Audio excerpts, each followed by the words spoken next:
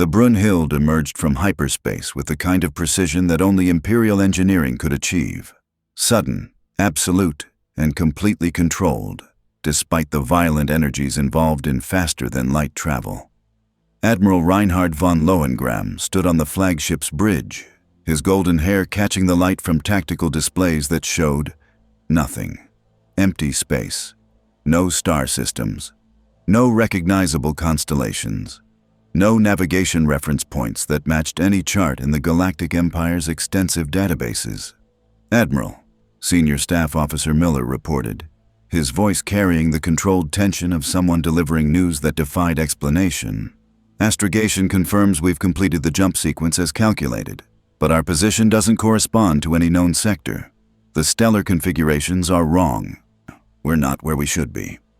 Reinhard's ice-blue eyes studied the view screen, showing unfamiliar stars arranged in patterns that suggested they were very far from home indeed. Behind him, the bridge crew worked with disciplined efficiency, running calculations and cross-referencing data that refused to make sense. "Distance from our intended destination?" Reinhard asked, his tone calm despite the impossibility of the situation. "Unknown, sir, but based on stellar drift calculations and gravitational mapping." Miller paused, rechecking his instruments as if hoping they would suddenly provide different answers. "Admiral, we may be thousands of light years from any charted territory, possibly in a completely different galactic sector." The bridge fell silent except for the ambient hum of ship systems. Around Reinhard, officers exchanged glances that mixed professional concern with the kind of fear that came from realizing you were lost beyond all possibility of quick recovery. "Vice Admiral Mittermeier," Reinhard said, turning to his most trusted fleet commander. "Status of all vessels?" "All ships accounted for, Admiral. 19 battleships, 47 cruisers, 93 destroyers, and support vessels." Mittermeier's report was crisp, professional. "No casualties during transit, but our sensor arrays are detecting anomalies." "Define anomalies." "Spatial distortions approximately 3 light hours from our current position. Energy signatures that don't match any known physics. And, Admiral..." Mittermeier highlighted a section of the tactical display. "We're detecting what appears to be an artificial hyperspace lane. Someone has been here before us, someone with technology sophisticated enough to create stable FTL corridors through what should be impossible navigational terrain." Reinhard studied the data with the analytical precision that had made him the youngest admiral in Imperial history. Hyperspace lanes didn't occur naturally. They were created through centuries of trial and error, mapped by explorers who'd risked everything to chart safe passages through the dangerous medium that enabled faster-than-light travel. Which meant this region, wherever it was, had been colonized, explored, claimed by someone. "Could this be Alliance territory?" asked Captain Fahrenheit from his position at Tactical. "Some secret sector they've kept hidden from Imperial intelligence." "Impossible," Reinhard replied. "The Free Planets Alliance doesn't have the resources to establish colonies this far from known space. And their technology isn't advanced enough to create hyperspace lanes of this stability." He paused, his tactical mind already working through scenarios and possibilities. "No. Whoever controls this region, they're not Alliance. They're not Imperial. They're something else entirely." "Orders, Admiral?" Miller asked. Reinhard was quiet for a long moment, his mind calculating risks and opportunities. They were lost. That much was certain. Their fleet was powerful but isolated, cut off from Imperial supply lines and reinforcements. Standard doctrine said consolidate position, establish defensive perimeter, send scout ships to gather intelligence. But Reinhard von Lohengram hadn't become the Empire's most brilliant admiral by following standard doctrine. "We proceed toward the spatial anomaly," he ordered. "Battle formation. All vessels maintain combat readiness. If this region is inhabited, we'll make contact on our terms, and if they're hostile," his voice carried absolute certainty, "they'll learn that the Galactic Empire doesn't negotiate from weakness." The fleet began moving, 19 battleships arranging themselves in the precise geometric formations that Imperial tactical doctrine had perfected over centuries of warfare. It was a sight that had broken the Free Planets Alliance in dozens of engagements, overwhelming firepower deployed with mathematical precision. But as the Brunhild led her fleet toward the unknown, none of them realized they were about to encounter forces that operated on principles entirely outside Imperial understanding. Forces that bent reality itself through something called the Force. 3,000 light-years away. Though distance became meaningless when discussing hyperspace travel, the Jedi Temple on Coruscant was experiencing its own disturbance. Master Yoda sat in the council chamber, his ancient eyes closed, his breathing slow and measured. Around him, the other council members maintained respectful silence as the Grand Master extended his awareness through the Force, seeking the source of the unease that had drawn them all here. "Troubled, the Force is," Yoda said finally, opening his eyes. "A disturbance I sense. In the unknown regions, great and powerful, yet familiar it is not." "The Sith?" Master Windu asked, his hand unconsciously moving toward his lightsaber. "No, different this is. Neither dark nor light. Simply there, as if the Force itself has bent around something that should not exist in our galaxy." Qui-Gon Jinn leaned forward, his weathered face thoughtful. "I've felt it too, Master. For weeks now. A presence in the Force that doesn't feel malevolent, but doesn't feel natural either. Like reality itself has been altered somehow." "The unknown regions have always been unstable," Master Ki-Adi-Mundi observed. "Ancient hyperspace routes, abandoned civilizations, spatial anomalies that defy conventional navigation. Perhaps what we're sensing is simply another manifestation of that instability." "Perhaps," Yoda agreed, though his tone suggested he didn't believe it. "But investigate we must. Too close to Republic space this disturbance is. Too powerful to ignore." "I'll lead the reconnaissance mission," Qui-Gon volunteered immediately. Beside him, his Padawan Obi-Wan Kenobi straightened slightly, not surprised by his master's offer, but clearly aware of the dangers involved in exploring the unknown regions. "Take a small fleet," Mace Windu instructed. 3 Republic cruisers, Jedi starfighter support. Your mission is observation and assessment, not engagement. The Senate is already on edge with separatist tensions rising. We can't afford to provoke unknown forces while we're trying to maintain peace in known space. "Understood, Master," Qui-Gon replied. "And Qui-Gon?" Yoda's voice carried weight beyond his physical stature. "Careful you must be. In the unknown regions, the Force flows, or differently. Trust your instincts, but verify your perceptions. What you see may not be what truly is." "I will, Master." The council dismissed. Qui-Gon and Obi-Wan made their way through the temple's corridors toward the hangar levels where their fleet was being prepared. Obi-Wan walked in thoughtful silence for several minutes before speaking. "Master, do you truly believe this disturbance is something we should investigate personally? The unknown regions are dangerous even under normal circumstances. If there's truly an anomaly of the magnitude the Council described, then we need to understand it," Qui-Gon finished. "Obi-Wan, the Force is giving us a warning, not of immediate danger, but of something significant.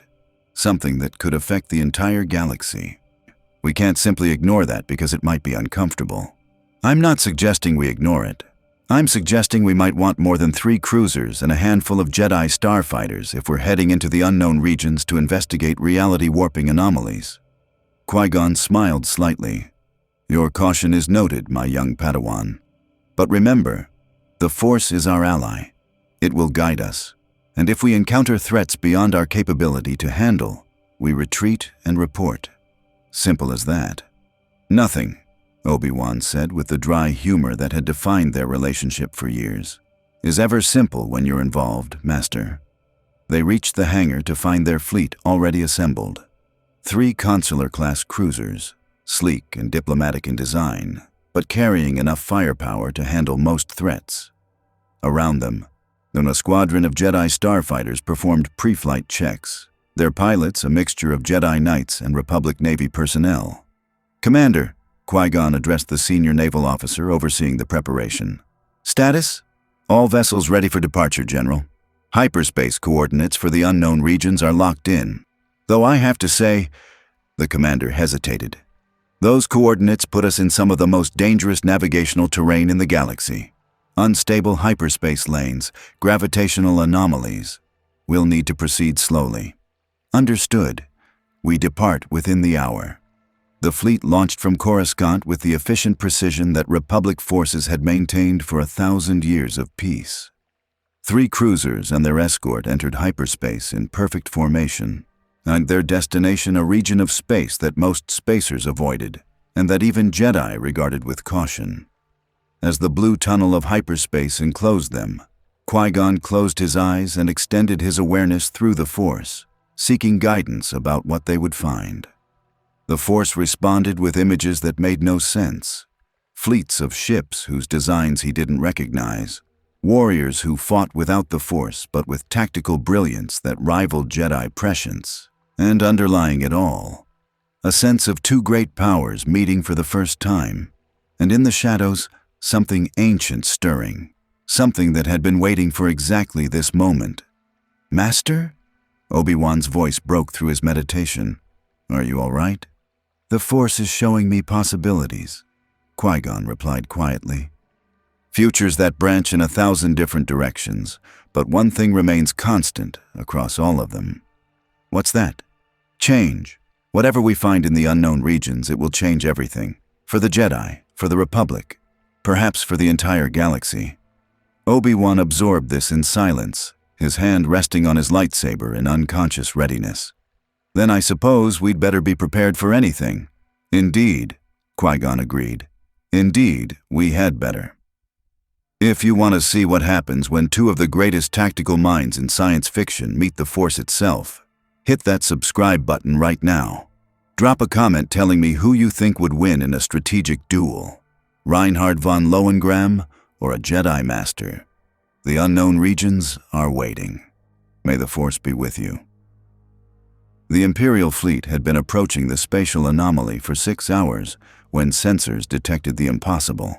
Admiral, Vice Admiral Ruenthal reported from his position aboard the Barbarossa, his distinctive heterochromatic eyes studying tactical displays with intense focus.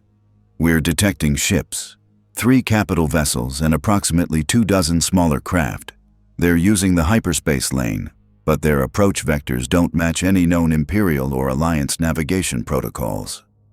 Reinhard studied the data being transmitted to the Brunhild, his analytical mind processing information with the speed that had made him legendary. "Ship classifications? Unknown. Their hull configurations don't match any database entries. Energy signatures are unusual and reading as some kind of fusion reactor technology, but with power outputs that seem inconsistent with their apparent size. And Admiral..." Ruenthal's voice carried a note of something that might have been concern. "They're broadcasting on open channels, not encrypted military communications. Open civilian frequencies requesting identification and peaceful contact." "Peaceful contact," Mittermeier repeated from his position on the Brunhild's bridge. "Either they're incredibly naive or they're confident enough in their capabilities that they don't see us as a threat. Or," Fahrenheit suggested, "they're trying to determine our capabilities before committing to hostile action. Standard reconnaissance protocol disguised as diplomacy." Reinhard considered the possibilities.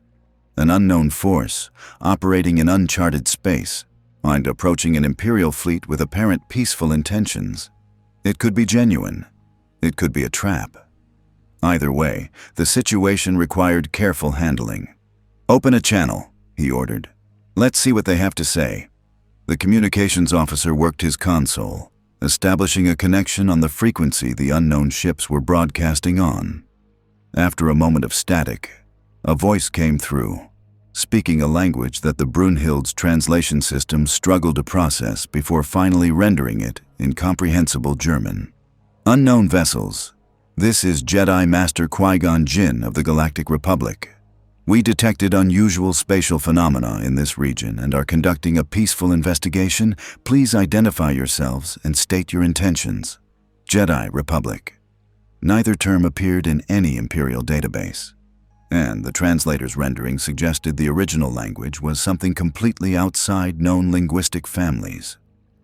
"This is Admiral Reinhard von Lohengram of His Majesty's Galactic Empire," Reinhard replied, his tone carrying absolute authority.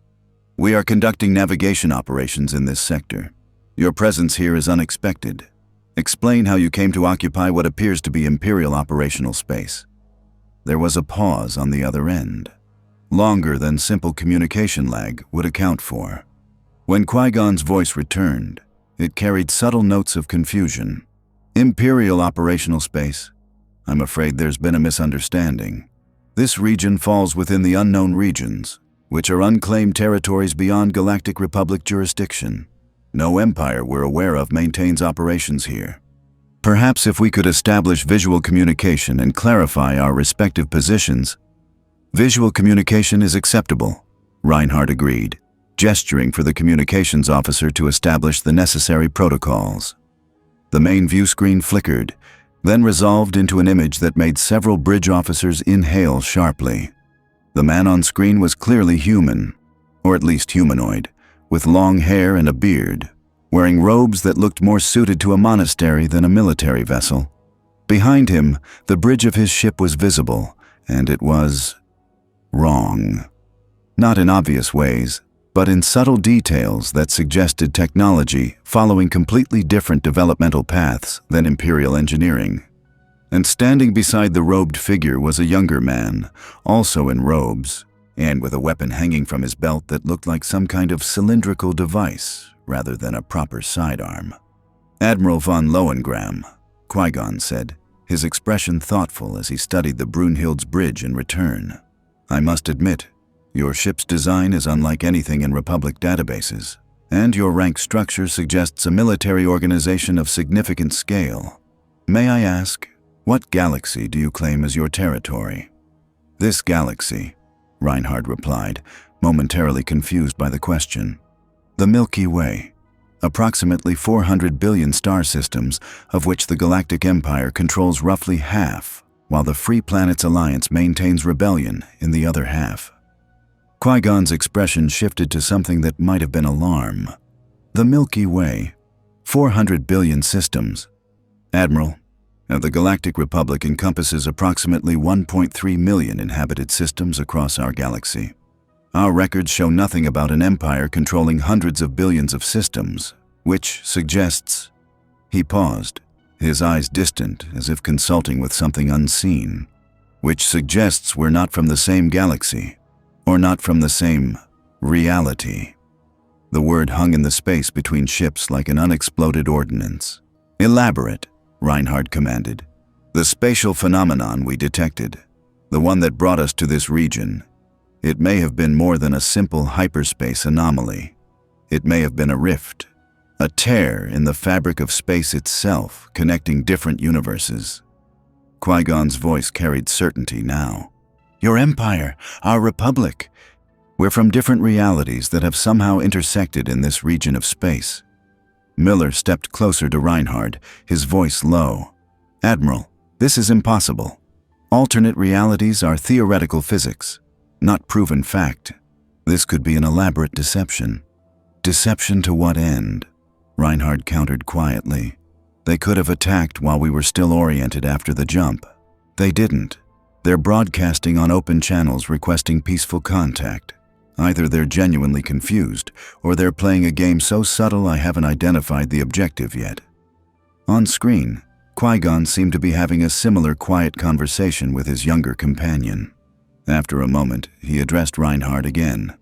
"Admiral, I propose we establish a neutral meeting to discuss this situation. Our respective forces maintain their current positions while small diplomatic parties meet aboard a neutral vessel or station. We can share information, determine the nature of this rift, and potentially find ways for both our peoples to return to our proper realities." "And if we refuse?" Reinhard asked, not as threat, but as tactical inquiry. "Then we part ways peacefully and both continue our investigations independently." "But Admiral," Qui-Gon's expression was serious, "that spatial anomaly is unstable. It's causing distortions in the Force, in the fundamental energy that binds our reality together. If it continues to grow unchecked, it could threaten both our universes.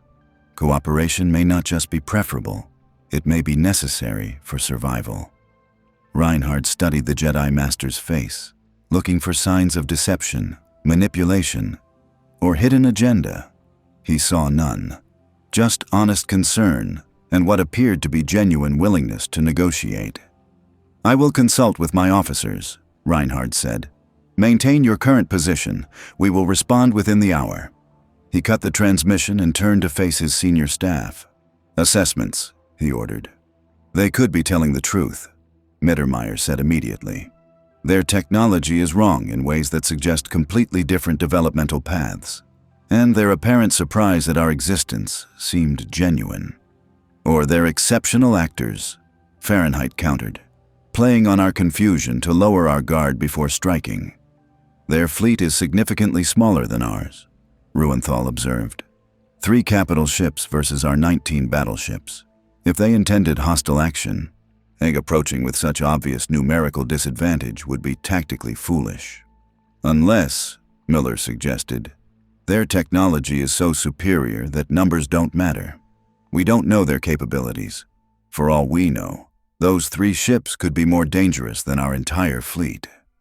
Reinhard listened to the debate with half his attention, the other half already running scenarios and calculations. This situation was unprecedented. Unknown forces, claiming to be from another reality, offering peaceful contact while simultaneously being positioned to threaten Imperial operations. Standard doctrine said, treat them as hostile until proven otherwise. Maintain defensive positions. Gather intelligence through surveillance rather than direct contact. But Standard doctrine hadn't anticipated this situation. And if the Jedi Master was telling the truth about the spatial anomaly being dangerous, "We'll meet with them," Reinhard decided, "but on our terms. Miller, prepare a diplomatic shuttle. Small party, myself, you, and a security detail. We'll meet aboard one of their vessels so we can assess their capabilities directly." "Admiral," Fahrenheit protested, "the risk to your person is acceptable," Reinhard interrupted. "If they wanted to kill me, they could attempt it whether I'm aboard the Brunhild or their ship. At least this way, we gain intelligence about their technology and capabilities, and," his voice carried subtle calculation, "it demonstrates confidence. If we're truly from different realities as they claim, establishing dominance in initial contact could prove strategically valuable later." The officers exchanged glances but didn't argue further. They'd served under Reinhard long enough to recognize when his mind was made up. "Ruenthal, Mittermeier," Reinhard continued, "maintain fleet formation. If this goes poorly, you're authorized to engage and extract me by force. But avoid starting a conflict if possible. We're too far from home to risk unnecessary casualties." "Understood, Admiral." Reinhard opened a channel back to the Jedi vessel. "Master Qui-Gon, we accept your proposal. I will board your ship personally with a small diplomatic party. Prepare to receive us." On screen, Qui-Gon's expression shifted to something that might have been respect. "Brave of you, Admiral. Most military commanders wouldn't risk personal contact with unknown forces. We'll lower our shields and transmit docking coordinates." "One more thing," Reinhard said. "Those weapons your people carry, the cylindrical devices. What are they?" Qui-Gon's hand moved to the device at his belt. A casual gesture that nonetheless suggested long familiarity with the weapon. "Lightsabers. Tools of the Jedi. They're not just weapons, Admiral. They're symbols of our commitment to peace and justice. You'll see them demonstrated if circumstances require it, though I hope they won't." The transmission ended. Reinhard turned to his officers. "Prepare the shuttle. We're about to discover whether we found potential allies or made first contact with forces that will reshape Imperial strategic calculations entirely." As he left the bridge, none of them realized they were walking into a meeting that would change the fate of 2 galaxies. And in the shadows of the unknown regions, ancient forces stirred, drawn by the collision of realities and the opportunities it presented. The diplomatic shuttle that departed the Brunhild was a study in Imperial efficiency. Sleek, armed despite its civilian designation, and carrying sensors that would feed real-time intelligence back to the fleet. even while Reinhardt engaged in negotiations. Vice Admiral Miller piloted personally, his experienced hands guiding the craft toward the coordinates the Jedi had transmitted.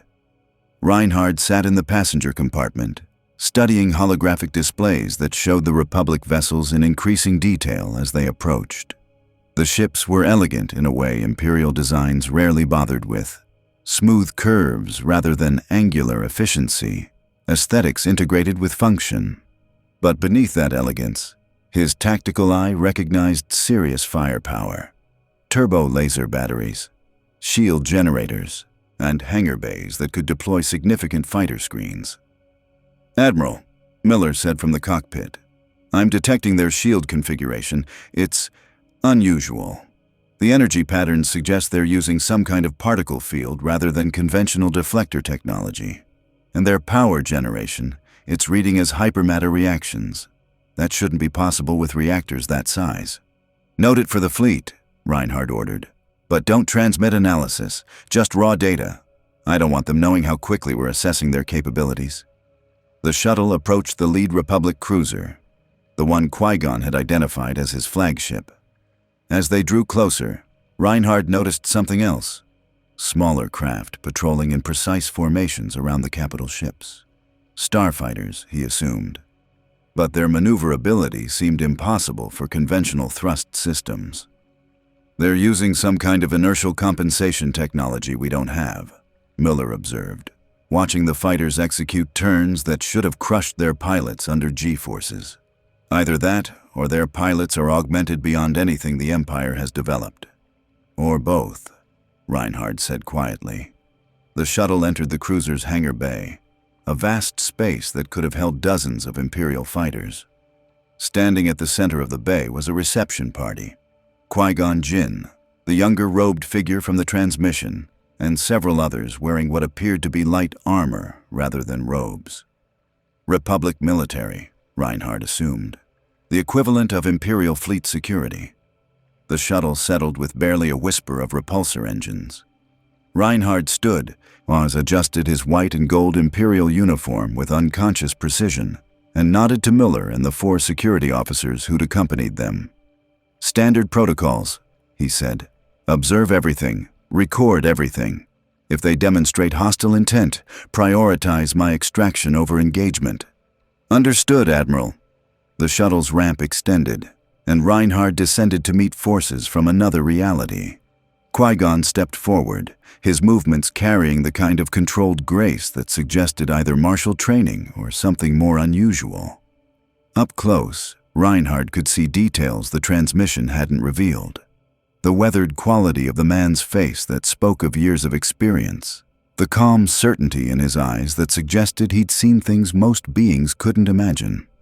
"Admiral von Lohengram," Qui-Gon said, inclining his head slightly in what might have been a gesture of respect. "Welcome aboard the Radiant 7. I'm honored that you agreed to meet personally." "The honor," Reinhardt replied with diplomatic precision, "is mutual, Master Qui-Gon. Though I admit, the circumstances are unprecedented." "Indeed they are," Qui-Gon gestured to his companions. "This is my Padawan, Obi-Wan Kenobi, and Commander Varen of the Republic Navy." The younger man, Obi-Wan, stepped forward with a slight bow. He was younger than Reinhardt had initially thought, perhaps mid-20s, with the kind of alert awareness that suggested combat experience despite his youth. The commander, by contrast, was clearly military. His bearing, his assessment of Reinhardt's security detail, and the way his hand rested near his sidearm all spoke of professional soldier rather than diplomat. "Your fleet," Commander Varen said without preamble, "represents the largest concentration of unknown military force we've encountered in living memory. Your technology suggests industrial capacity on a scale that rivals the Republic's entire military production, and you claim to control half of a galaxy containing hundreds of billions of systems." He paused. "Forgive my directness, Admiral, but are you aware how impossible that sounds? No more impossible than your claim to use something called the Force to bend reality," Reinhardt countered smoothly, "or your apparent ability to create hyperspace lanes through space that should be navigationally impossible." We each find the other's capabilities extraordinary. That's not reason for hostility. It's reason for careful assessment. Qui-Gon smiled slightly. Well said. Commander, perhaps we could continue this discussion somewhere more comfortable than a hangar bay. They were led through corridors that reinforced Reinhardt's initial assessment. Republic technology followed completely different design principles than Imperial engineering. Smooth walls instead of exposed infrastructure. Ambient lighting rather than harsh overhead illumination. Everything designed for long-term habitation rather than pure military efficiency. Your ships, Reinhardt observed as they walked, they're built for extended deployments. Crew comfort is clearly a design priority. Imperial vessels prioritize firepower and maneuverability over habitability. The Jedi believe that crew morale directly impacts combat effectiveness, Obi-Wan explained. A well-rested, comfortable crew fights better than one pushed to exhaustion in Spartan conditions. An interesting philosophy. The Empire believes that discipline and duty transcend comfort. A properly trained crew performs regardless of conditions.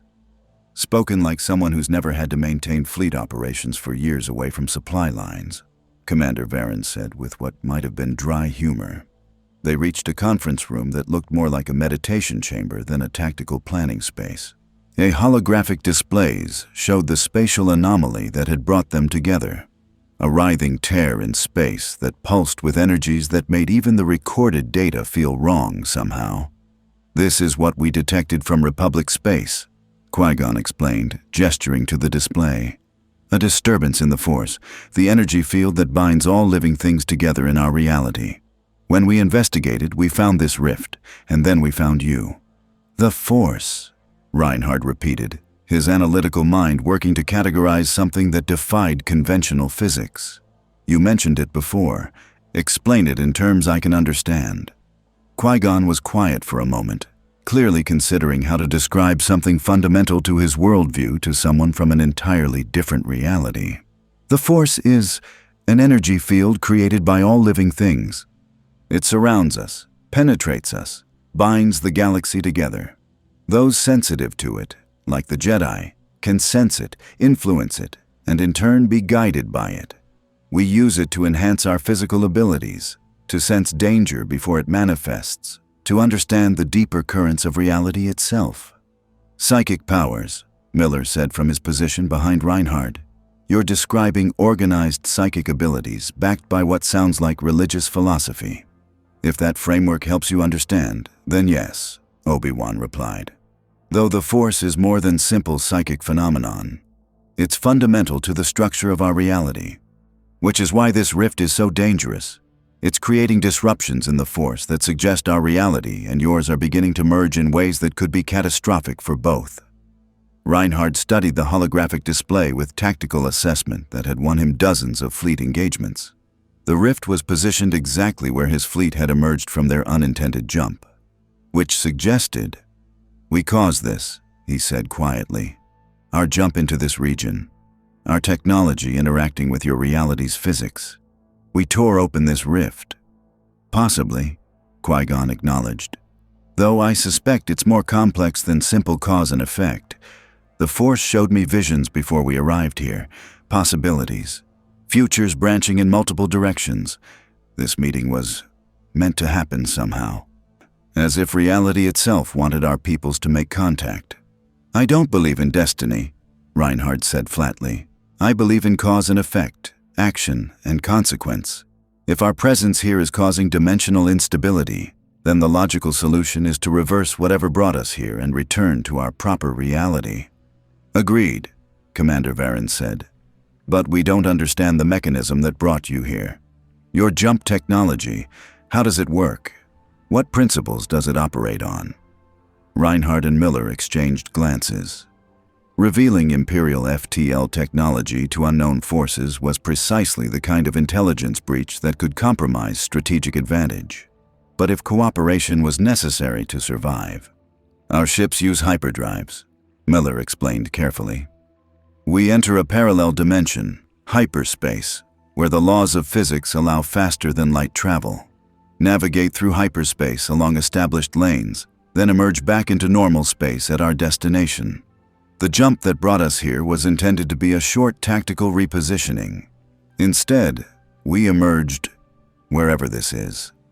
Obi-Wan's eyes widened slightly. That's similar to our hyperdrive technology. Parallel dimension for FTL travel, established hyperspace lanes, emergence at calculated coordinates. But Admiral, if your technology is similar to ours and it caused this rift, that suggests that when two similar technologies from different realities interact, Qui-Gon finished, they can create resonance effects that tear holes between universes. And if we're not careful, those holes will continue growing until they consume both realities entirely. The conference room fell silent as the implications settled over everyone present. Then we have mutual interest in resolving this situation, Reinhardt said. Which brings us to the practical question. How do we close a rift between realities? We don't know, Qui-Gon admitted.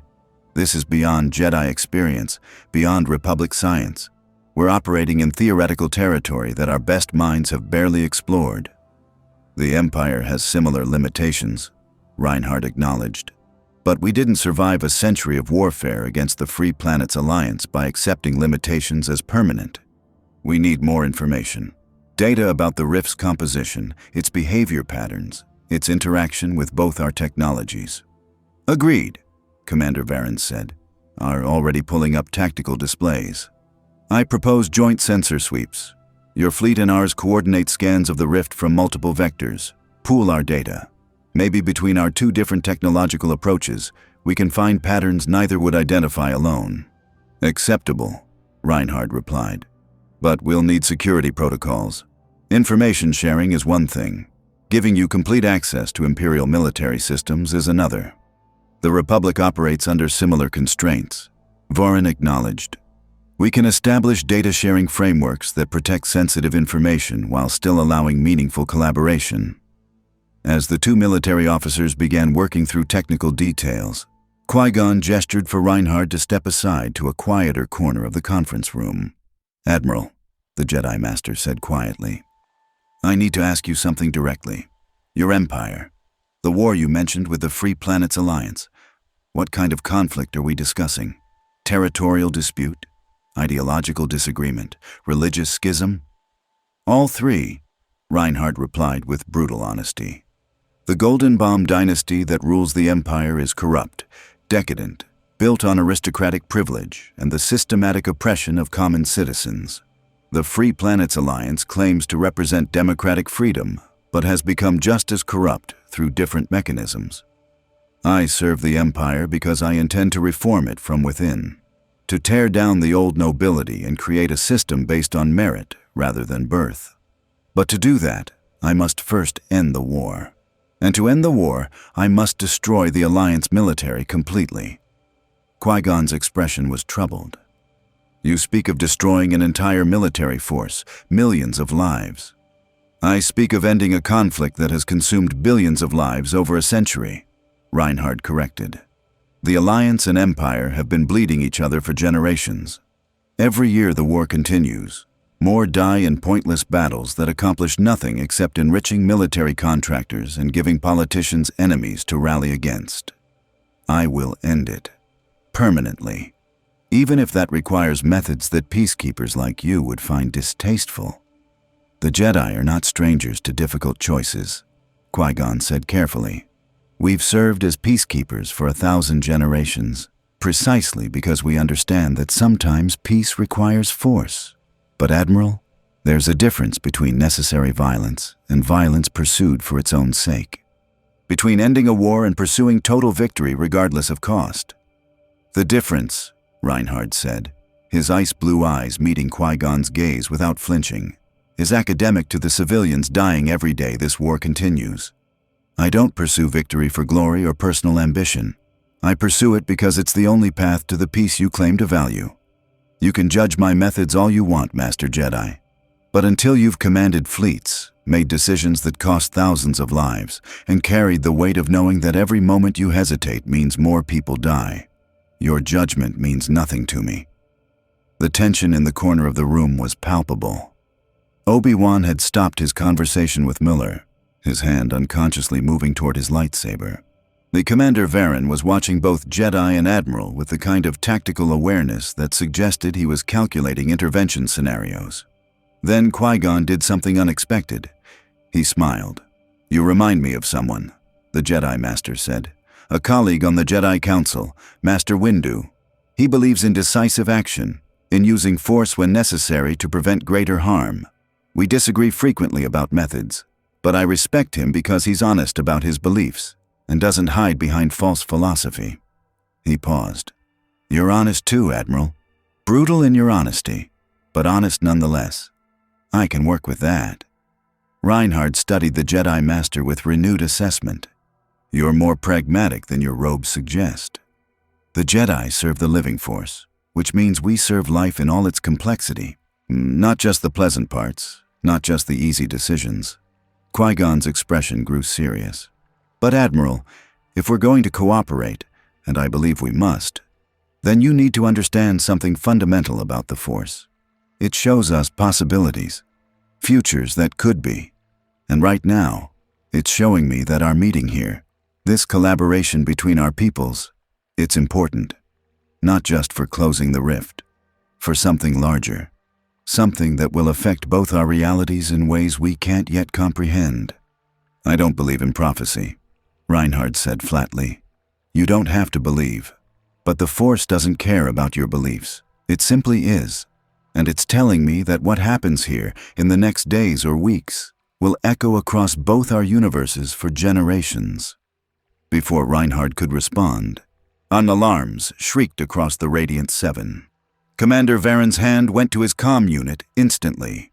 "Report! Unknown contacts emerging from the rift." The bridge officer's voice came back, strained with urgency. "Multiple vessels. They're not Imperial and they're not Republic. They're—" Static burst across the transmission. "They're firing! Engaging Republic screening forces!" Qui-Gon and Obi-Wan moved simultaneously, their lightsabers igniting with distinctive snap-hiss sounds that filled the conference room with blue and green light. The weapons were exactly what their name suggested. Blades of pure energy, humming with power that seemed to bend light around them. "So much for peaceful first contact," Obi-Wan said grimly. Reinhard was already moving toward the shuttle, Miller and the security detail following. "Commander Varen, I need tactical data immediately. Who's attacking?" "Unknown," Varen replied, his fingers flying across holographic controls.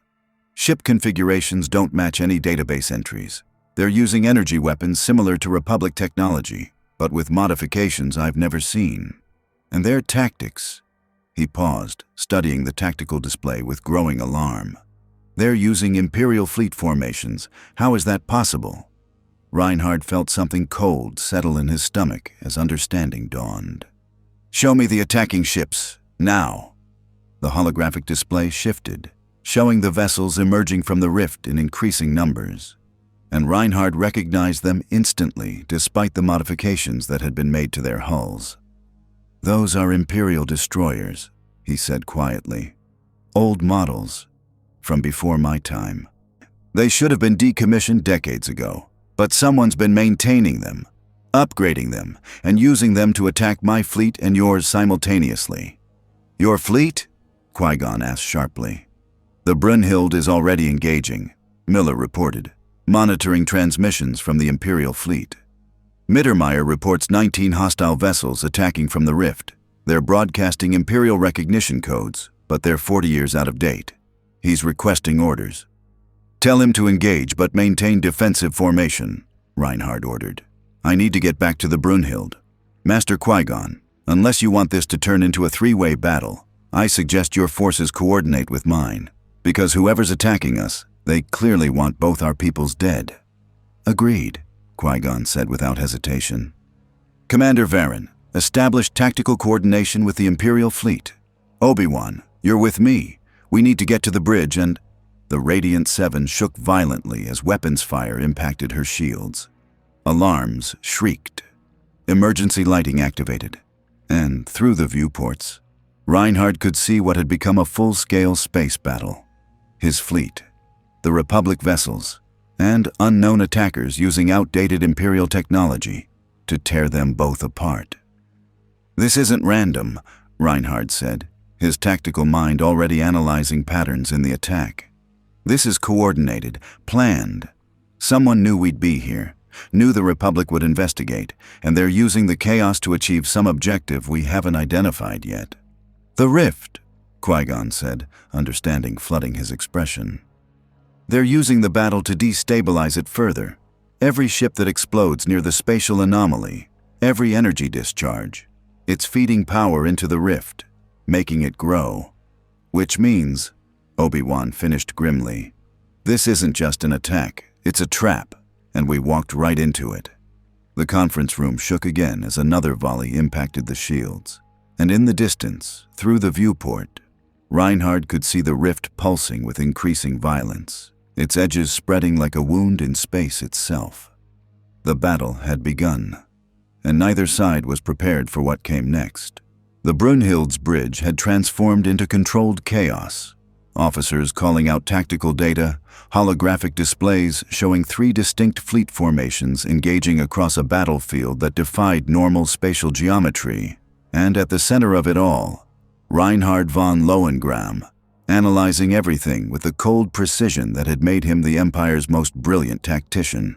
He'd returned to his flagship via emergency shuttle transit while the battle raged around them, Qui-Gon and Obi-Wan accompanying him despite Commander Varen's protests about Jedi safety. Now the 2 robed warriors stood on an Imperial bridge, their lightsabers extinguished but ready, watching a kind of warfare their order had never been designed to comprehend. "Status," Reinhard commanded, his eyes tracking the tactical displays that showed 19 hostile vessels, confirmed as modified Imperial destroyers from the pre-Lohengram era, engaging both his fleet and the Republic cruisers with coordinated precision. "Enemy forces are using outdated but effective tactics," Mittermeier reported from the Barbarossa, his transmission crackling with interference from the spatial rift's expanding energy field. "They're attempting to drive us toward the rift itself. Every time we maneuver away, they adjust firing patterns to force us back. It's as if they want our ships to get caught in the anomaly." "Because they do," Reinhard said, understanding crystallizing. "This isn't about destroying our fleets.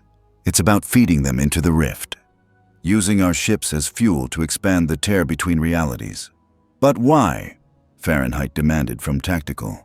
"What possible objective justifies sacrificing Imperial vessels, even outdated ones, to expand a spatial anomaly?" "That," Qui-Gon said quietly from his position near the command station, his eyes distant as if perceiving something beyond normal sight, "is what concerns me most. The Force is screaming warnings.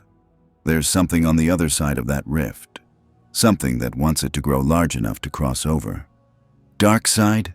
Obi-Wan asked, his hand unconsciously moving to his lightsaber.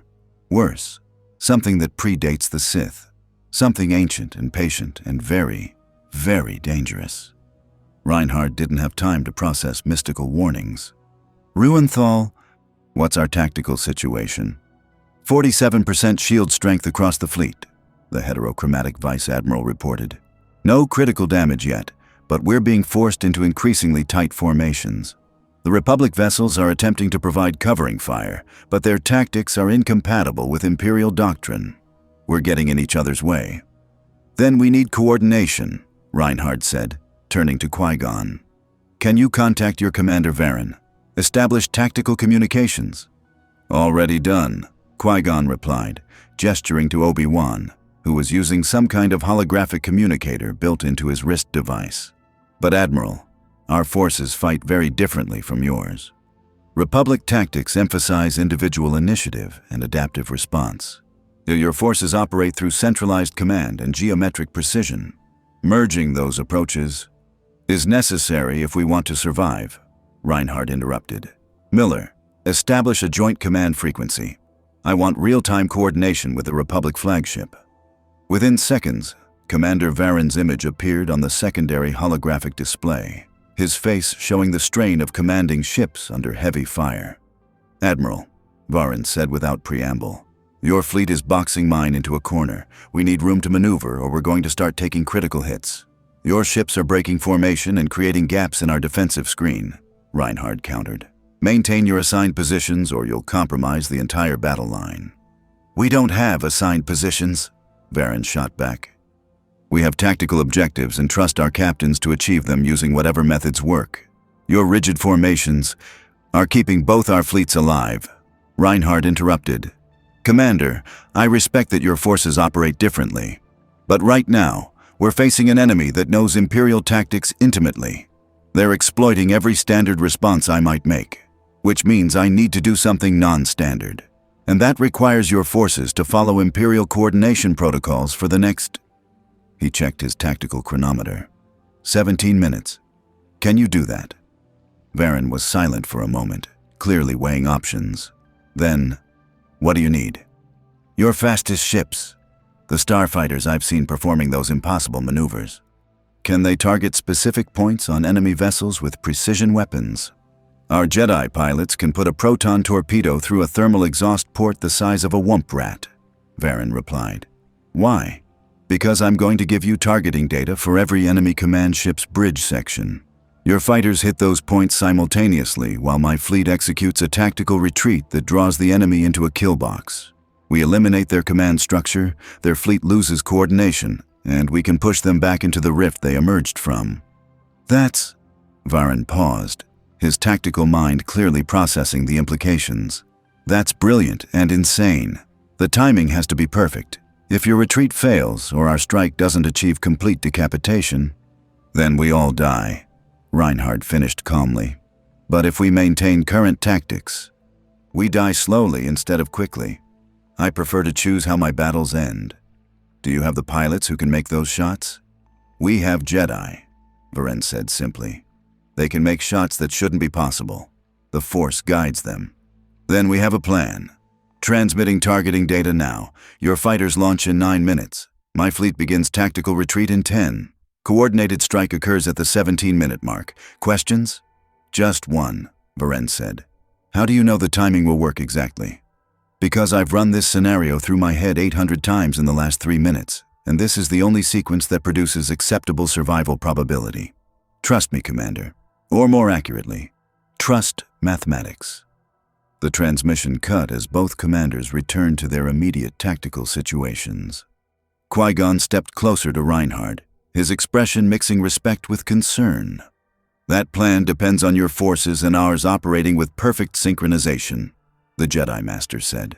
No room for error, no backup if something goes wrong. You're gambling both fleets on timing measured in seconds. I'm gambling on people executing their duties with professional competence, Reinhardt corrected, which is the only gamble worth taking in war. Your Force-sensitive pilots will make their shots because they've been trained to trust their abilities. My fleet will execute the retreat because they've been drilled on tactical repositioning until it's instinct. And together, he turned back to the tactical display. We'll prove that cooperation between radically different forces is possible when the alternative is mutual extinction. Spoken like a true strategist, Obi-Wan observed, though I notice you didn't mention luck. Luck is what amateurs rely on when planning fails, Reinhardt replied. Professionals create their own luck through preparation and execution. Now, if you'll excuse me, I have a fleet to reposition. The next 9 minutes were a masterclass in controlled military movement. Reinhardt's commands flowed across the fleet coordination channels with absolute precision, each battleship and cruiser receiving specific positioning instructions that transformed the Imperial formation from aggressive offensive posture to what appeared to be a retreating defensive screen.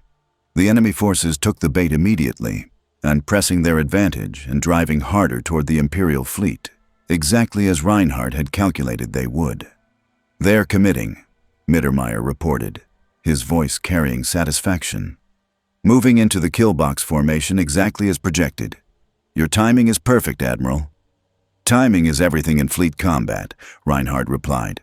Fahrenheit, status on Republic fighter launch. Launching now, 12 Jedi starfighters, accelerating to attack speed. Their approach vectors are unusual. They're not following any standard attack pattern I recognize. On the tactical display, Reinhardt watched the Republic fighters move through space with almost organic fluidity. weaving between enemy firing solutions with precision that defied normal piloting capabilities. Qui-Gon had called it the Force. Reinhard called it tactical advantage, regardless of its source. 2 minutes to coordinated strike, Miller announced. All Imperial vessels report ready for simultaneous broadside bombardment on your command. Reinhard watched the chronometer count down, his mind tracking multiple variables simultaneously. Enemy positioning, Republic fighter approach vectors, shield strength across his fleet, power levels in the enemy ship's weapon systems. Every piece of data fed into the tactical calculus that would determine whether this gambit succeeded or failed catastrophically. 30 seconds. The Republic fighters reached their attack positions, 12 craft spreading across the enemy formation like a net, each one targeting a specific bridge section on a specific vessel. 20 seconds.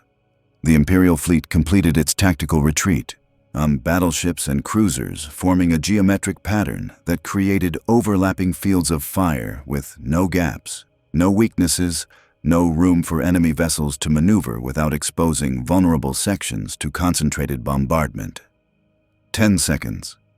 Reinhard raised his hand, the gesture silent but carrying absolute authority.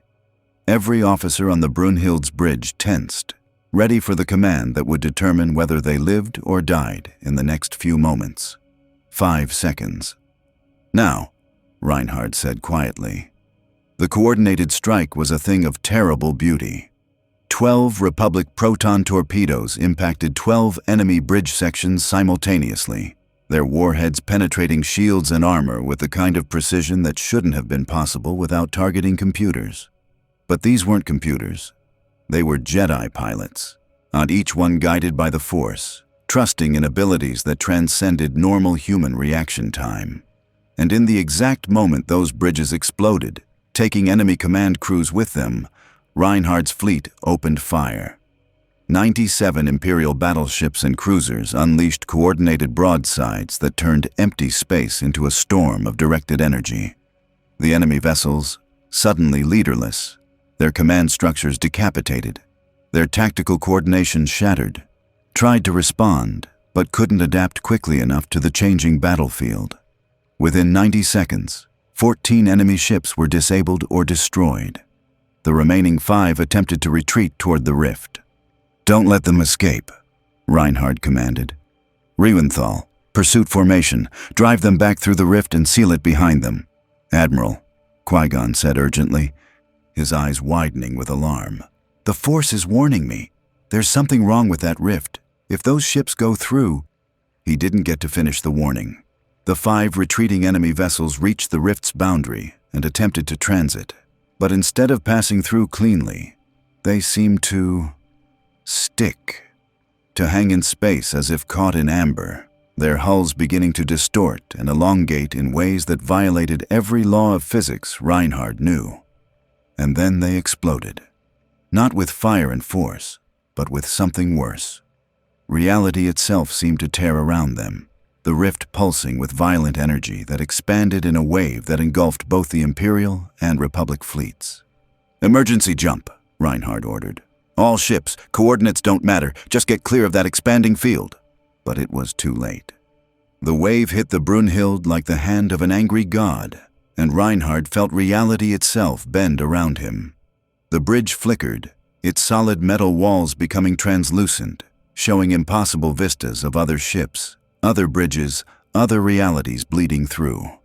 He saw himself standing at different command stations across a dozen different timelines, saw Qui-Gon wielding his lightsaber against enemies that looked like walking nightmares, saw Obi-Wan falling through darkness toward something ancient and terrible. And then, as suddenly as it began, it stopped. The Brunhilde's bridge solidified back into normal reality. Alarms shrieked.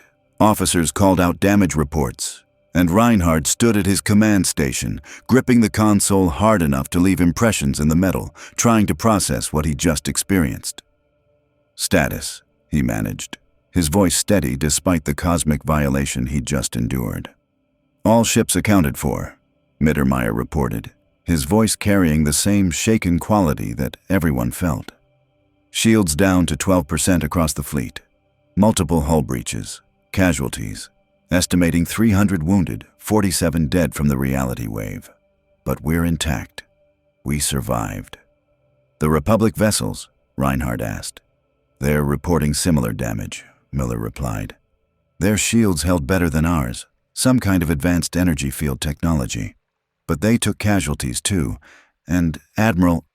He paused, his expression troubled. The rift. It's changed. Reinhardt looked at the tactical display and felt something cold settle in his chest. The rift was no longer the chaotic tear in space it had been before. Now it was. Structured, geometric. Like someone had taken the random spatial anomaly and forced it into a specific configuration. And through that configuration, Reinhardt could see something on the other side. Ships, hundreds of them, thousands maybe. All waiting, all watching, all preparing to cross over into this reality now that the barrier between worlds had been weakened enough to permit passage.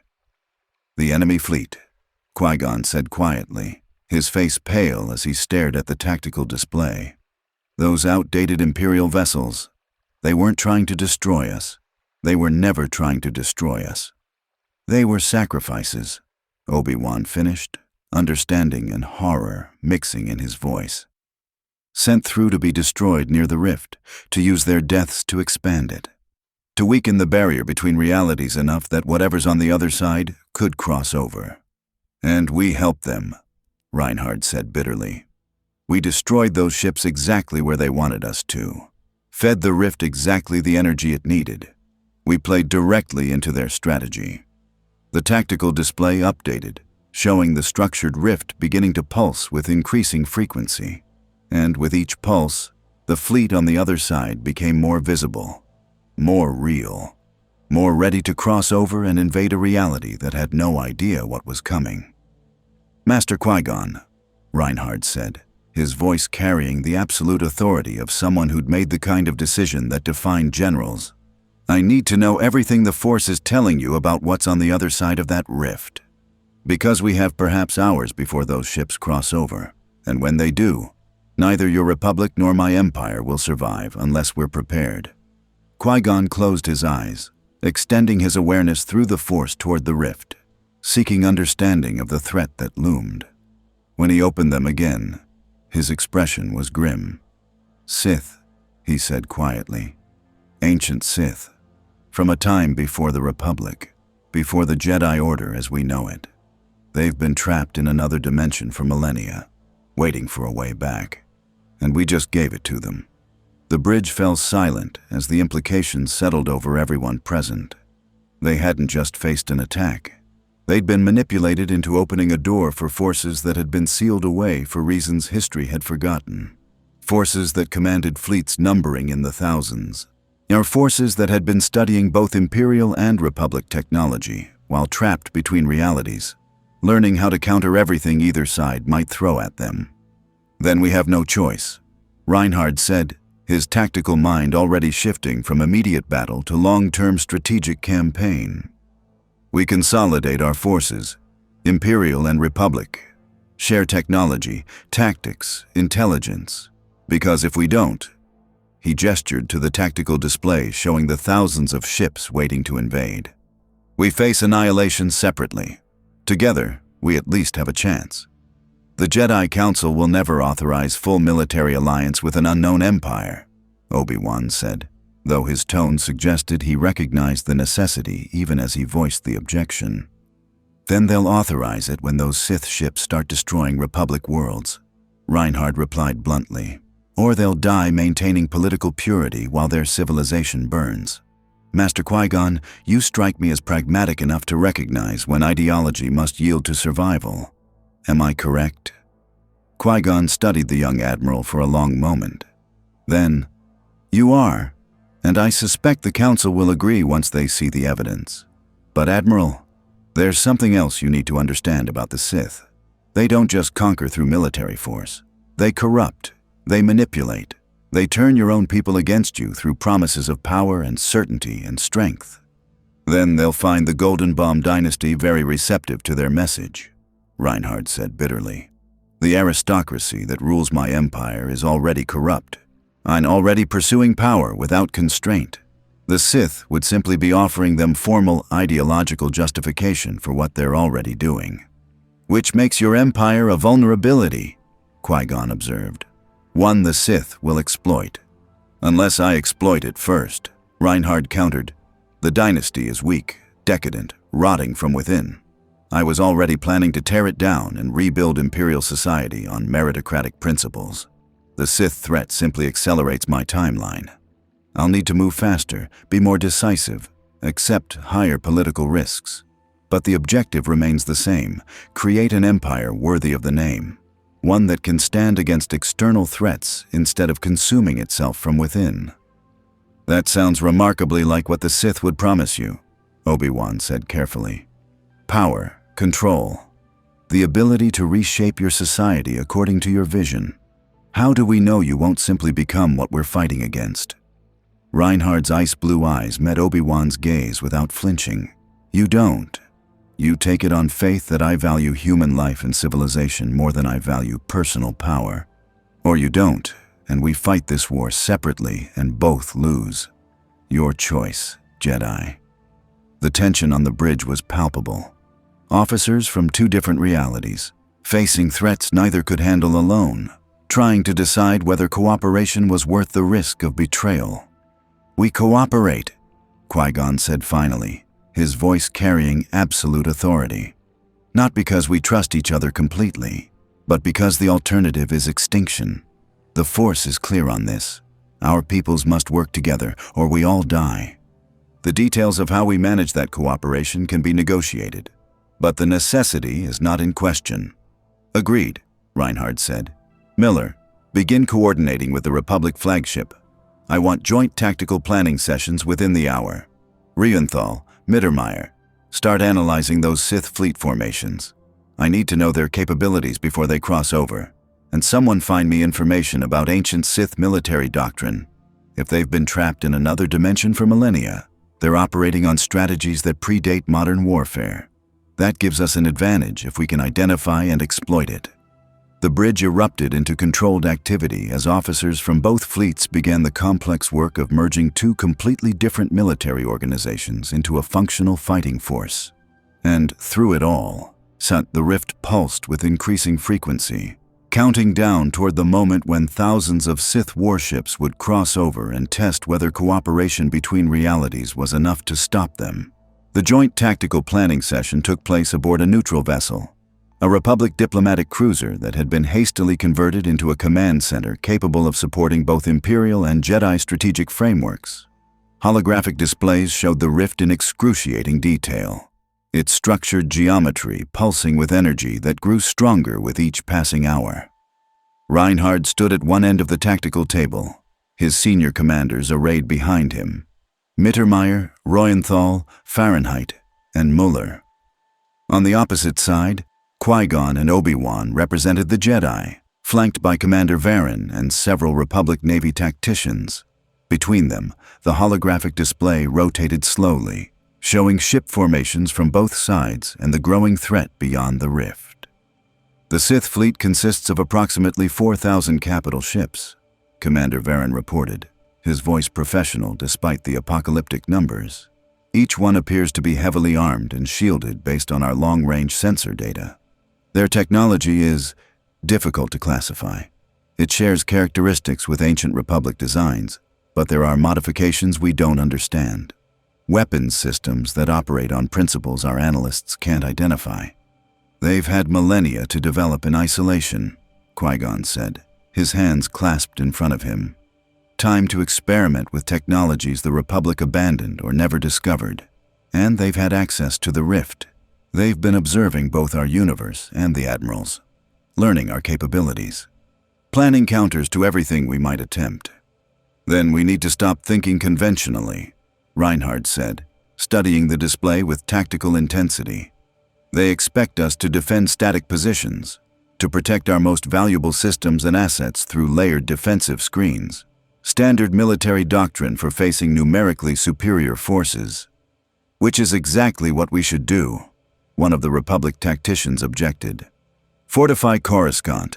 Establish defensive perimeters around core systems, force them to bleed for every world they take. And, in the process, Reinhardt countered, we cede initiative entirely. Let them choose when and where battles occur. Let them dictate the tempo of the war. No, if we're going to survive this, we need to seize the initiative before they can fully cross over and establish positions in this reality. You want to attack them while they're still in the rift? Mittermeier asked, his tactical mind already processing the implications. That's insane. We'd be fighting in a transitional space where physics might not operate normally. Our ships could be torn apart by dimensional instabilities. Or, Reinhardt said, we could use those instabilities against them. Commander Varen, your people have experience with spatial anomalies. You navigate the unknown regions regularly. What do your scientists say about the rift's structural integrity? Varen pulled up new data, his expression thoughtful. It's holding together through what appears to be sustained energy input from the Sith side. They're actively stabilizing it, keeping it open long enough for their fleet to cross. But it's not natural. It's forced, which means if we disrupt their stabilization efforts, the rift collapses. Obi-Wan finished, potentially taking their fleet with it, or at least trapping them partially in transit. Exactly, Reinhardt confirmed. We identify whatever mechanism they're using to stabilize the rift, destroy it, and seal them back in their own dimension. The war ends before it begins. And if we fail? Fahrenheit asked quietly. If we commit our forces to an attack inside the rift and it doesn't work, we've just sacrificed our fleet and left both our civilizations defenseless. Then we fail, Reinhardt replied with brutal honesty. But at least we fail attempting victory rather than accepting slow defeat. I've fought the Free Planets Alliance for years. I know what wars of attrition look like. They favor whoever has more resources and can sustain losses longer. Against 4,000 Sith capital ships, neither our Empire nor your Republic can win through attrition. We need a decisive stroke. This is it. Qui-Gon was quiet for a long moment, his eyes distant as if consulting with something beyond normal perception. When he spoke, his voice carried weight. The Force agrees with you, Admiral. I'm sensing possibilities. A narrow path through the chaos ahead. It's dangerous. Many will die regardless of which choice we make. But there's a chance, a small chance, that your plan could work. That we could seal the rift before the Sith fully cross over. Then we proceed with planning, Reinhardt said. I need everything your people know about Sith technology. Every scrap of ancient history that might tell us how they power their ships, what energy sources they rely on, what vulnerabilities might exist in their systems. The Jedi archives contain records of the Great Sith War, Obi-Wan said, already accessing data through his wrist communicator. 4,000 years ago, the Sith used ancient superweapons, dark side rituals to power their vessels, meditation chambers where Sith Lords channeled the Force to enhance ship systems. If these are truly ancient Sith from that era, then their ships are partially powered by Force users. Qui-Gon finished, understanding flooding his expression. Which means they have a vulnerability that technological powers don't. Kill the Sith Lords channeling power to their fleet, and their ships lose effectiveness. Shields weaken, weapons output drops. They become conquerable. How many Sith Lords would we need to eliminate to cripple a fleet that size? Reinhardt asked, his tactical mind already calculating strike packages and target priorities. Unknown, Qui-Gon admitted. But the ancient texts suggest that capital ships required at least one Sith Lord to maintain peak efficiency. If they're following old doctrines, that means 4,000 lords spread across their fleet. Target the flagship where their leader coordinates operations, eliminate them, and the fleet loses cohesion even if individual ships remain functional. Decapitation strike, Mittermeier said, nodding with professional appreciation. Identify command vessel, destroy it before they can adapt, shatter their command structure. It's risky, but it could work. It has to work, Reinhardt corrected. Because we don't have alternatives. Miller, begin coordinating with Republic intelligence. I need to know everything about Sith command protocols, how they organize their fleets historically, what visual or sensor signatures might identify a flagship. Reuenthal, you're responsible for battle planning. I want 3 assault scenarios: optimistic, realistic, and pessimistic. We'll execute whichever one best matches conditions when we engage.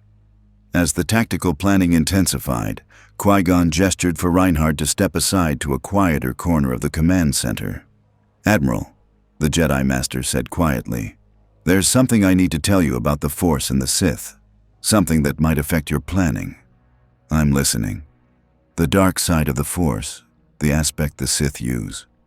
It enhances certain abilities, increases physical power, sharpens combat reflexes, allows practitioners to sense fear and exploit it.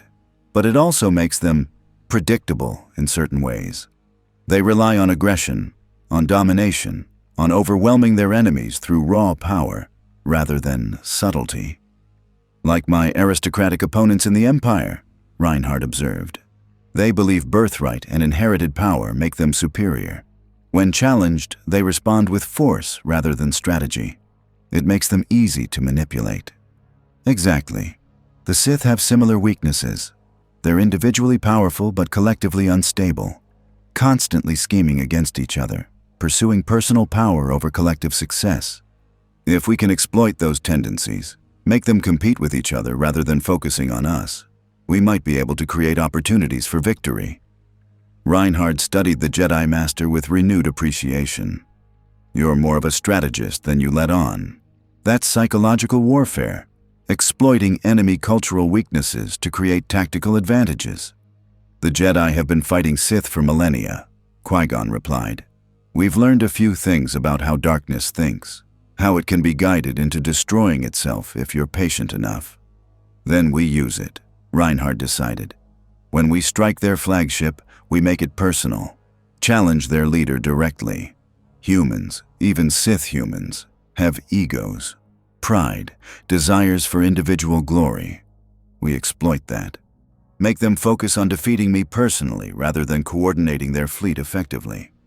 That puts you at tremendous personal risk. War always puts commanders at risk. The question is whether the risk is justified by strategic gain. In this case, it is." Reinhardt returned to the tactical display, his mind already forming the plan that would either save 2 realities or doom them both.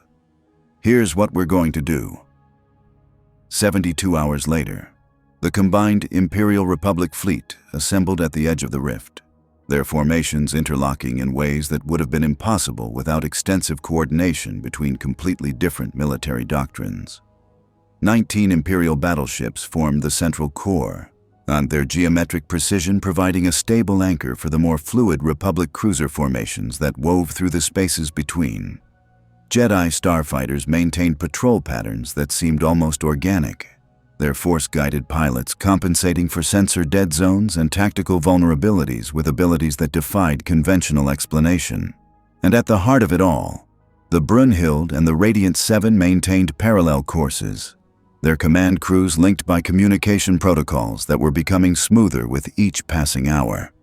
"All vessels report ready," Commander Varen transmitted from the Republic flagship.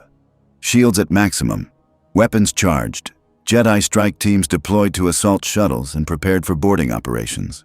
Imperial fleet confirms readiness," Miller reported from his station. "All ships have received their tactical packages. They understand the mission parameters and their individual roles."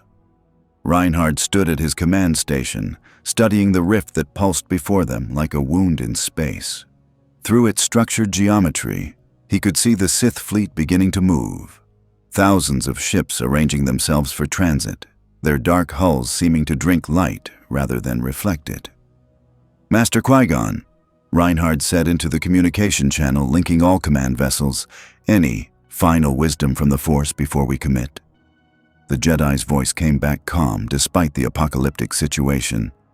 "The Force shows me death and life existing simultaneously. Victory and defeat overlapping in quantum uncertainty. We're about to make a choice that collapses those possibilities into single reality. Choose well, Admiral, for all our sakes." "I always do," Reinhardt replied. Then, to his fleet, "All vessels, this is Admiral von Lohengram. In approximately 30 seconds, we're going to do something no military force in either of our realities has ever attempted. We're going to assault an enemy fleet while it's still in transit between dimensions. The risks are incalculable. The odds are not in our favor.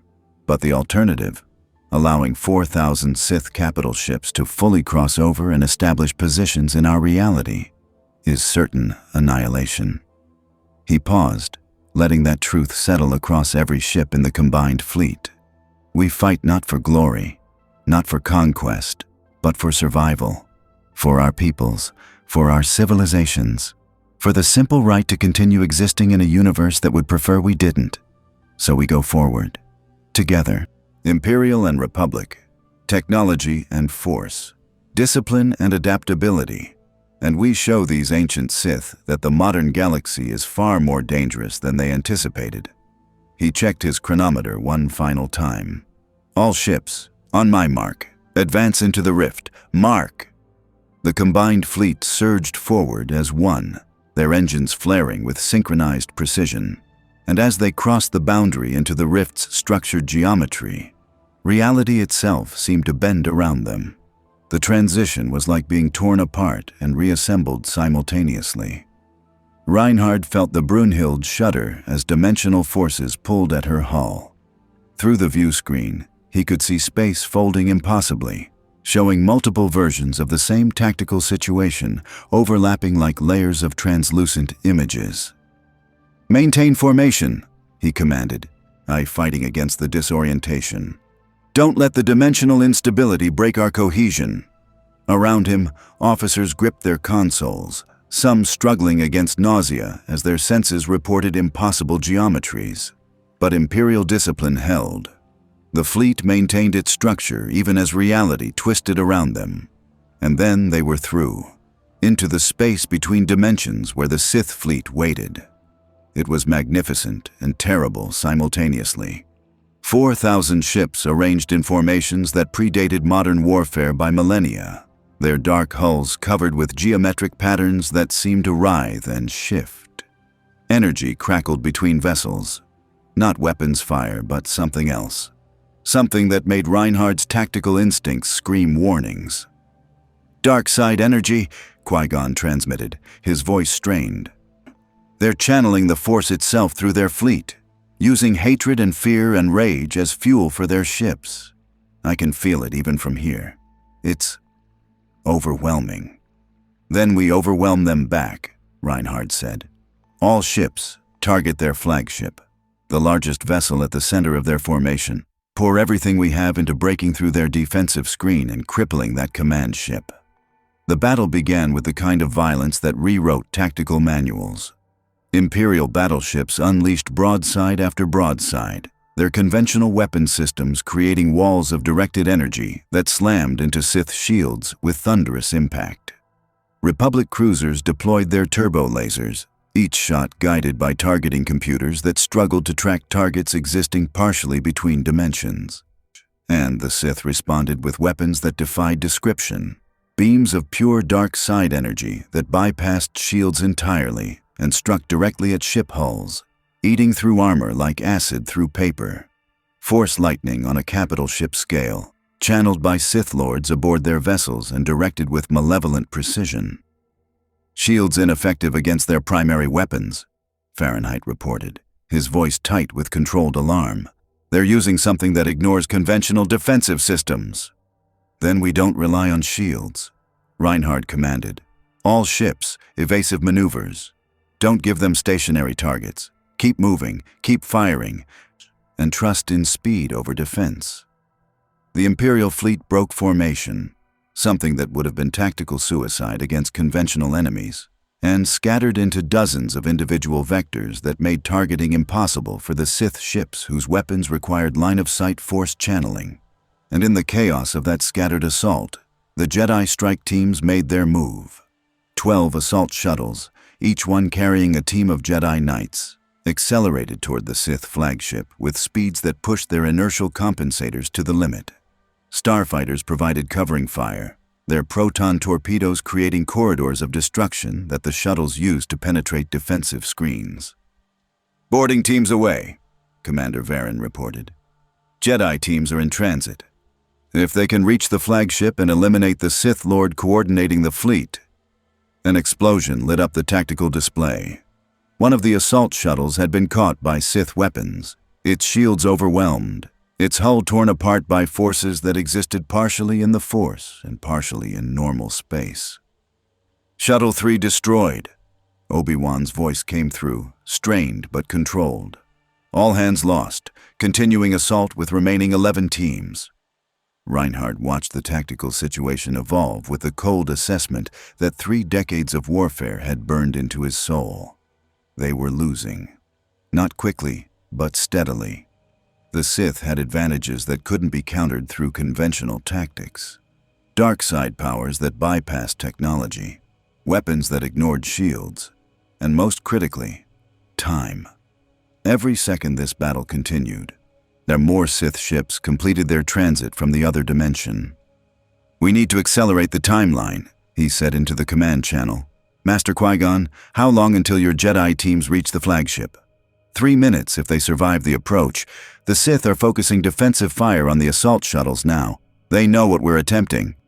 Then I'm creating a distraction they can't ignore, Reinhardt decided. "Miller, prepare a shuttle for immediate launch. I'm boarding that flagship personally." The bridge erupted in protests. "Admiral, that's suicide!" Mittermeier's transmission came through from the Barbarossa. "You're not a Jedi. You don't have Force powers. You'll be torn apart the moment you board that ship." "Probably," Reinhardt agreed. "But I won't be alone. Master Qui-Gon, I'm assuming you're going to insist on accompanying me to keep me from getting killed immediately." A pause. Then Qui-Gon's voice came back, carrying something that might have been grim humor. "You assume correctly, Admiral. Though I question the tactical wisdom of sending both our command elements into direct combat." "The tactical wisdom," Reinhardt replied, already moving toward the shuttle bay, "is that the Sith Lord commanding that fleet will sense you coming, will recognize a Jedi Master as a significant threat, and will focus their attention on you rather than on the 11 other assault teams approaching from different vectors. We don't need to win a lightsaber duel. We just need to keep them distracted long enough for the other teams to reach their objective. That's using ourselves as bait," Obi-Wan observed, his voice carrying over the channel as he apparently joined his master. "And hoping the Sith takes the bait instead of simply destroying us and the other team simultaneously." "The Sith are arrogant," Qui-Gon said. "They see direct confrontation as proving their superiority.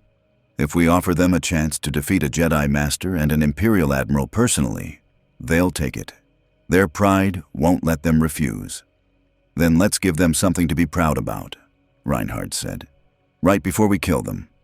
The shuttle launched 2 minutes later, carrying Reinhardt, Miller, Qui-Gon, Obi-Wan, and a security detail that consisted of both Imperial soldiers and Jedi Knights. It accelerated toward the Sith flagship with the kind of speed that suggested everyone aboard had accepted this might be a one-way trip. "Detecting massive dark side presence ahead," Qui-Gon reported, his hand resting on his lightsaber. "Multiple Sith Lords aboard that ship, and something else, something old and powerful and very, very angry." "Their leader," Reinhardt guessed. "Their leader," Qui-Gon confirmed. "And they know we're coming. They're waiting for us." The shuttle penetrated the flagship's shields, lowered deliberately, Reinhardt realized, to invite them aboard, and landed in a hangar bay that looked like it had been designed by someone who'd studied how to create maximum psychological intimidation through architecture alone. The ramp extended. Reinhardt descended with his sidearm drawn, Miller beside him, both of them acutely aware that they were non-force-sensitive humans walking into a ship full of beings who could probably kill them with a thought. Qui-Gon and Obi-Wan flanked them, lightsabers ignited, blue and green blades casting harsh light across the dark hangar. And waiting for them at the center of the bay was a figure that made everyone stop cold. It was humanoid. Male, based on the voice that echoed across the hangar without benefit of speakers.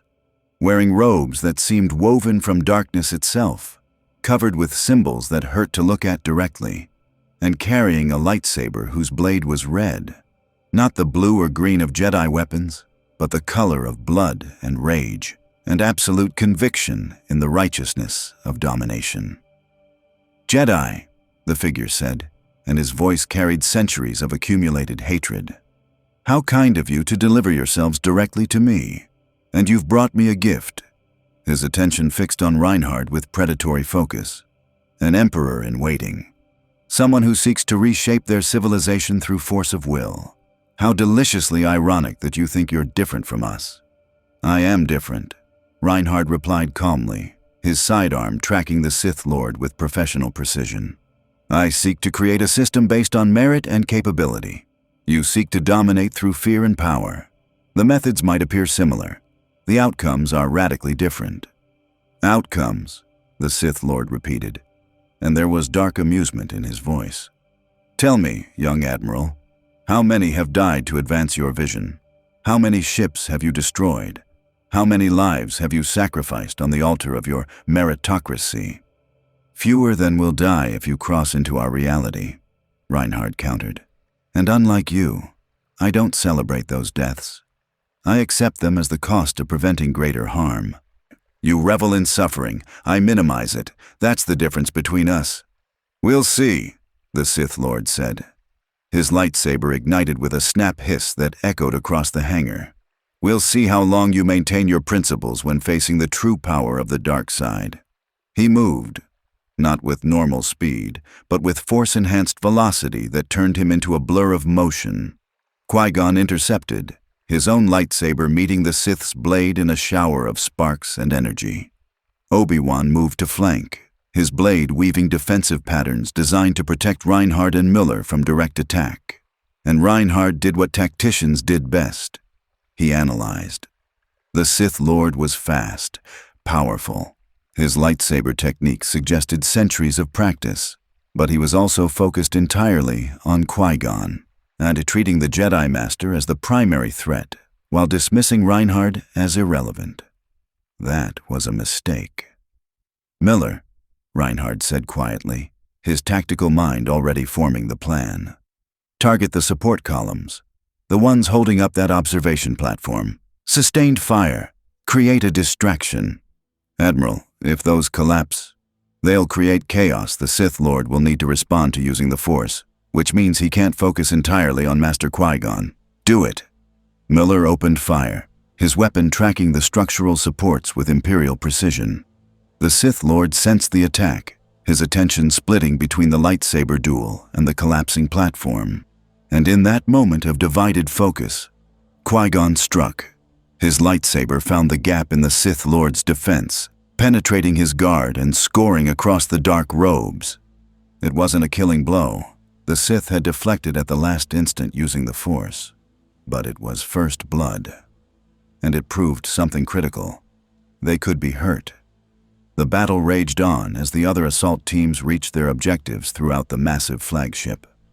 Jedi Knights fought Sith acolytes in corridors designed for intimidation rather than defense. Imperial soldiers used conventional tactics against enemies who treated physics as suggestions rather than laws. And slowly, methodically, the boarding teams destroyed the meditation chambers where Sith Lords channeled dark side energy to power the fleet. On the bridge of the Brunhild, Royenthal watched the tactical situation evolve with grim satisfaction. "Sith fleet power output dropping," he reported to Mittermeier. "Their shields are weakening. Weapons effectiveness declining. Whatever the boarding teams are doing, it's working." "Then we press the advantage," Mittermeier replied. "All Imperial vessels, concentrate fire on the flagship. We're ending this now." The combined Imperial Republic fleet poured everything into destroying the Sith command ship. Broadsides that would have leveled mountains, turbo laser batteries that could crack planetary shields, proton torpedoes guided by Jedi pilots trusting in the Force. And aboard that flagship, in a hangar bay that had become a battlefield, Reinhard von Lohengram and Qui-Gon Jinn fought side by side, tactician and Jedi, technology and Force.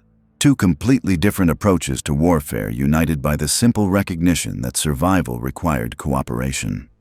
The Sith Lord fell finally, his body cut down by Qui-Gon's lightsaber. his dark side powers failing as the meditation chambers throughout the ship were destroyed by boarding teams. And with his death, the rift began to collapse. "All teams, emergency extraction," Reinhardt commanded into his comm. "The dimensional barrier is destabilizing. We have approximately 90 seconds before this entire space tears itself apart." The retreat was chaos incarnate. Assault shuttles launching from the dying flagship. Imperial and Republic vessels pulling back from the rift's expanding collapse. Scythe ships caught halfway through transit being torn apart by dimensional forces they could no longer control. The Brunhild made it through the rift boundary with 17 seconds to spare. The Republic cruisers followed, their shields protecting them from the worst of the dimensional backlash. And behind them, the rift collapsed with the kind of violence that rewrote the fundamental laws of physics for light years in every direction.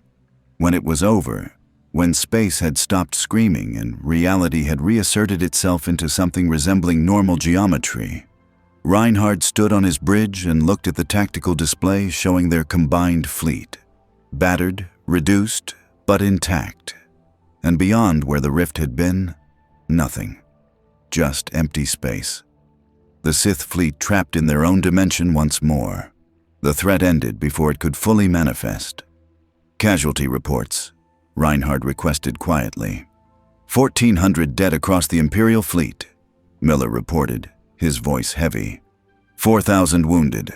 3 battleships heavily damaged but recoverable. The Republic reports similar casualties, and, Admiral, he paused, that we lost 6 Jedi Knights in the boarding operations, including the teams that destroyed the meditation chambers. They knew it was likely a one-way mission. They went anyway. Reinhardt closed his eyes briefly, honoring the sacrifice. Then, their deaths prevented millions. Remember that. Remember them.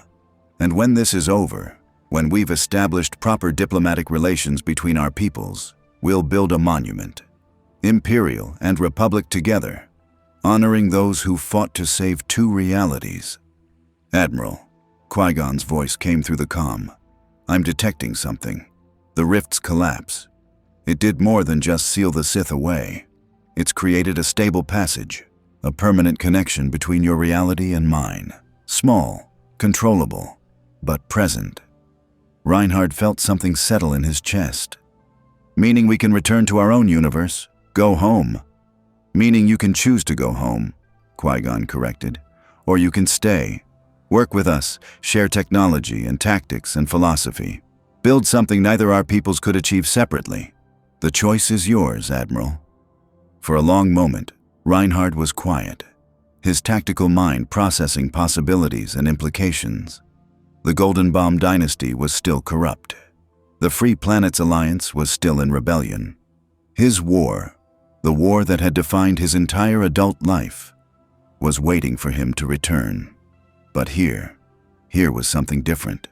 A chance to build alliances that transcended single realities, to learn from a civilization that had maintained peace for 1,000 years, and to study the Force and Jedi philosophy, and determine if there was wisdom there that could help him reform the Empire into something worthy of the name.